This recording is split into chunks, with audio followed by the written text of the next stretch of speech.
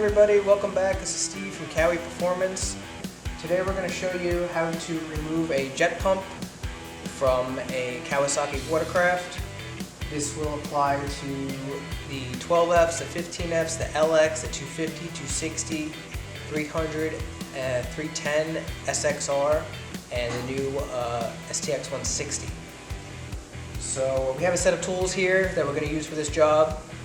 It should apply to all models. It's pretty straightforward. We're going to go step by step of the tools that we're going to use and how to take this puppy out. So first we're going to need a long screwdriver. We're going to need a regular ratchet with a 14mm and a good 18-inch extension is fine. We're going to need a quarter drive with a 10mm socket. We're going to need a 12mm ratcheting wrench. For the 12F and 15F, you're going to be using I think a number 6 or a number 7 Allen key on a quarter-inch drive ratchet instead of the 12mm ratcheting wrench. We're also going to need a 10mm ratcheting wrench. We're going to need a 6mm ratcheting wrench. You're going to need a 6-point, not the 8-point, because it tends to round off the clamps when you take them off. And last, we're going to need a number 5 Allen key to remove all the cap screws. So first off, we're going to use a number 5 Allen key. We're going to remove the bottom 2 cap screws on the ride plate. This is an R&D ride plate, it doesn't have them, but you can remove those too. Second, we're going to remove the step. So on all steps, on all models, you're going to have 1, 2, 3, 4 cap screws. So I'm going to remove those right now.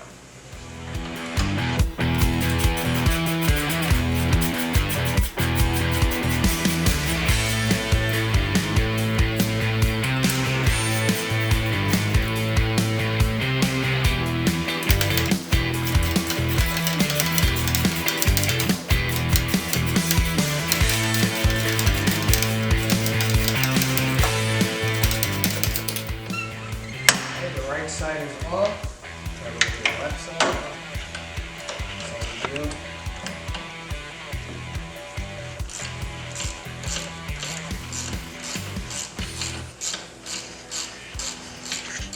And we want to do this by hand. If you use an impact, possibly you can break these in here, and it's pretty impossible to get the broken pieces out because there's a brass insert behind here.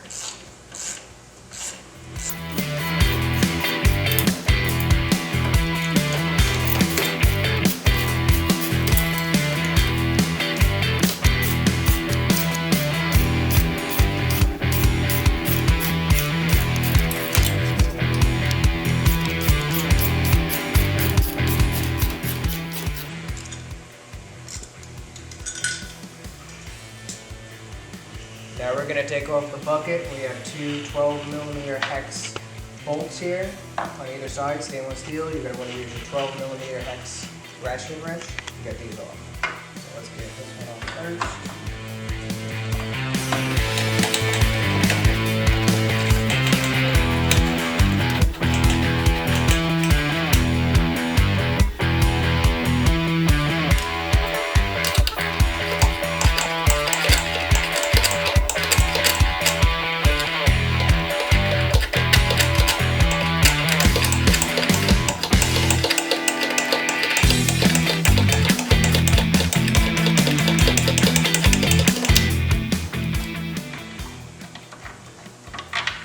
Second bolt. Then we're going to go over and pull the reverse bucket down. Hopefully the reverse buckets.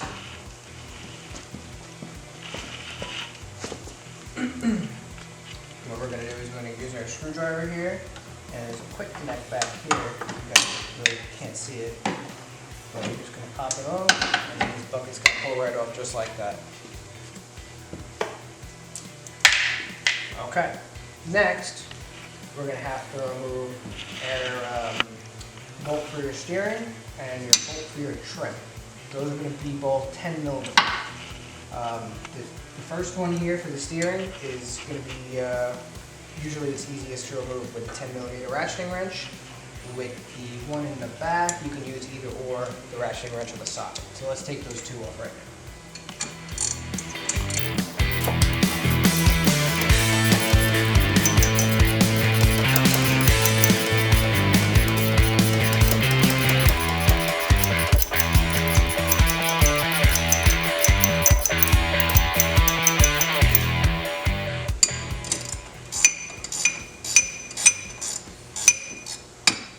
Sometimes the bolt will stick in this bolt joint here.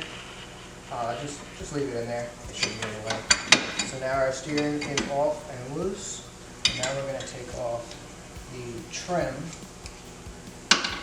connection here.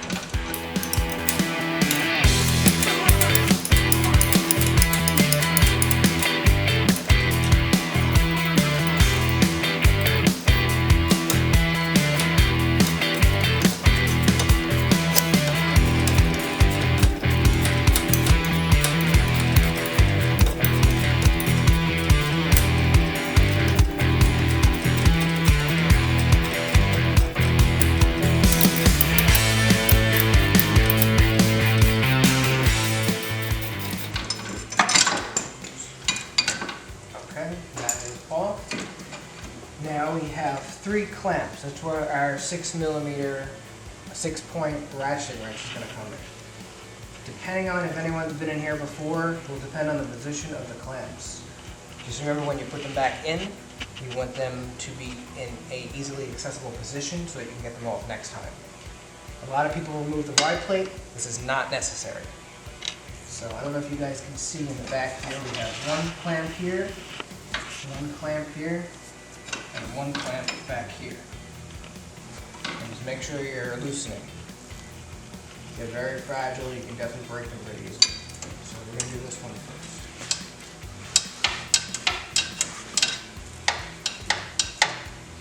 Typically a couple turns is good, and you can do the rest with your hand.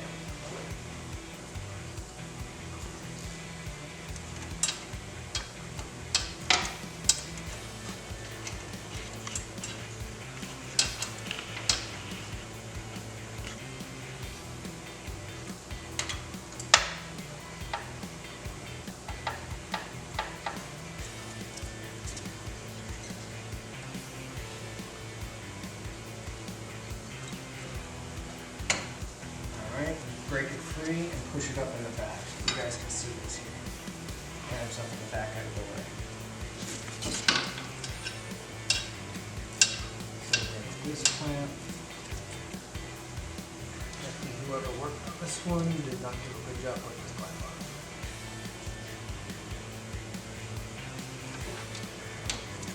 Free. Let's keep it on.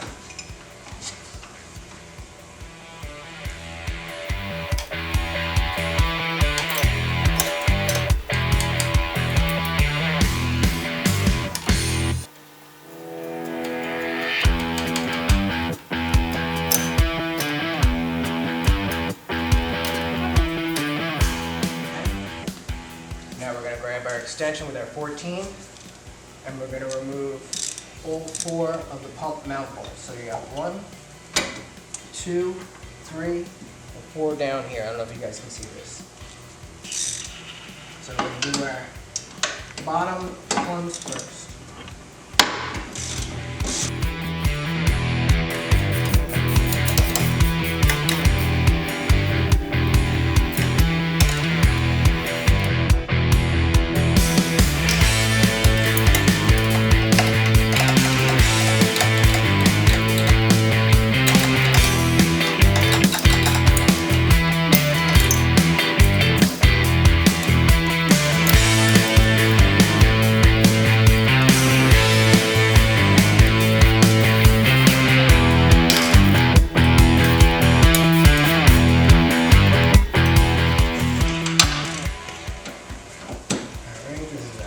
Bolts.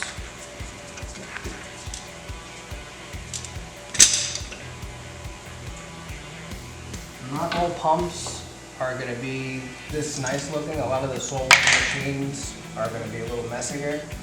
So if the pump does not want to come out, you can put a piece of wood in here, or put a piece of like a piece of pipe in here, but you're gonna have to put something in here so it can break this bezel off the nozzle, and you're gonna want to pull up on it to break it loose.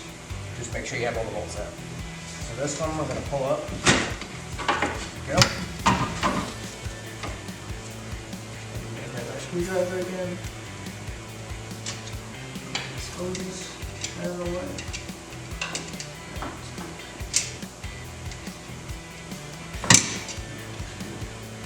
And I got one last tube. This is your bilge here. You can pull it off the front or the back, whichever one you want. Just about 3 here. Perfect. So guys, the pump might be a little tight sometimes. You're going to want to give it a nice yank. Just be really careful with the trim wires and the electronics in here. But we have this pump. Here's one of the bolts.